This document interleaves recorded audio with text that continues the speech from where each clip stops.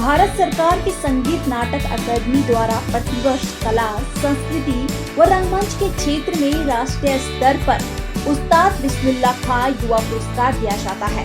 इस वर्ष इस पुरस्कार से दिल्ली में उत्तराखंड की बेटी गायिका रेशमा शाह को भी सम्मानित किया गया है, जो कि उत्तराखंड के लिए गर्व की बात है। आज रेशमा शाह उत्तराखंड पहुंची। इस दौरान उनका फूल मालाओं से भव्य स्वागत किया गया और उन्हें बधाइयां भी दी गई। वहीं इस दौरान रेशमा शाह अपने संघर्ष को याद करते हुए भावुक भी नजर आए।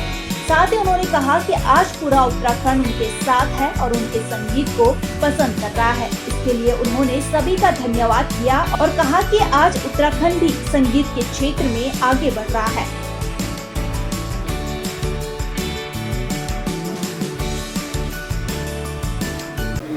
बिस्मिल्लाह खान राष्ट्रीय पुरस्कार जो आज उत्तराखंड में मेरे को अगर मिला है उत्तराखंड के नाम से, मुझे लगता है शायद पहली बार ही किसी फीमेल को मिला है।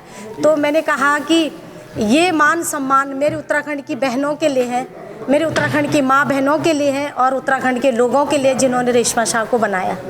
जी, जो मेरे गीत को और मेरी जो बोली भाषा को जो सुनते हैं, ये सम्मान उनके लिए भी है। बिल्कुल, मैं क्योंकि मैंने जीवन में बहुत सारी गरीबी देखी और गरीबी के साथ मैंने संघर्ष बहुत किया है। मेरी शादी, आज मीडिया को कहना चाहूँगी, मेरी शादी 13 साल में हो गई थी और बहुत ही गरीब फैमिली में हुई। और जहाँ इस चीज़ को लोगों ने मुझे सपोर्ट नहीं करा, मेरी जो ससुराल था, मेरी जो समाज था, उस समाज ने उस समय बहुत टॉर्चर करते थे। तो जब मैं 13 साल की उम्र में मेरी शादी हो गई और 13 साल की शादी में जब मैं ससुराल आई, तो मैं उस फील्ड की थी। मैं स्कूल के टाइम से बहुत खेल कूद में और संगीत में मैं बहुत ज़्यादा आगे, रामलीलाओं के मंच में मैंने गीत भी गाए थे। तब चटकारा नंबर 1 बहुत हिट रही थी वो कैसेट। लेकिन दुर्भाग्य था कि जैसे मैं 98 में मैं गाया मैंने उसको। और जब मैं 13 साल की हुई तो मेरी माँ मर गई, मेरी माँ एक्सपायर हो गई। और ठोकरें जो लिखी होगी, तो जब माँ एक्सपायर हो गई 13 साल में, तो मेरी फैमिली, मेरे समाज ने मेरी 3 महीने बाद मेरी शादी कर दी। और शादी उस जगह हुई जहाँ इस चीज़ को समाज में मुझे नहीं इसको पसंद करते थे।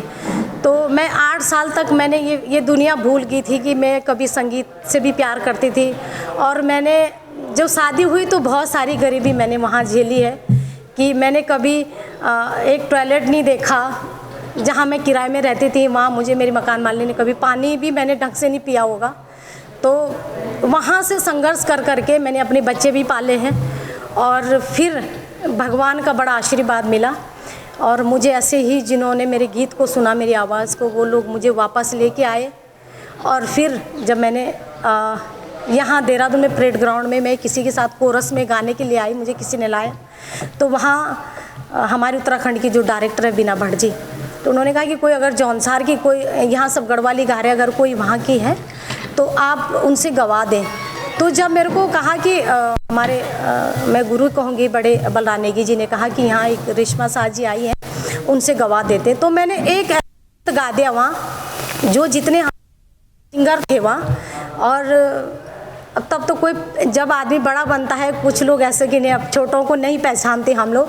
तो जैसे मैंने गाया तो मैडम को और जो वहाँ लोग चीफ गेस्ट बैठे थे, हमारे मंत्री लोग, मुख्यमंत्री जी, उन्होंने बहुत पसंद कर दिया। तो मैं पीछे आ गई गा के ग्रीन रूम में। और जब मैं ग्रीन रूम में आई तो मैडम पीछे से आ गई। उन्होंने एक गमला लाया मेरे लिए कि एक लड़की थी कोई जिन्होंने अभी जौनसारी गाना गाया है। तो मैंने अपना ही वेशभूषा पहना था, जो मेरी यहाँ हमारी पहाड़ी पहना हुआ है। मैंने बोला, मैंने गाया कि बेटा मुझे बहुत पसंद आया आपकी आवाज़ और आपका जो ये पहना हुआ है, ये मेरे तरफ से आपको एक गमला उन्होंने मुझे दिया है और 15,000 का मेरे हाथ में चेक दिया।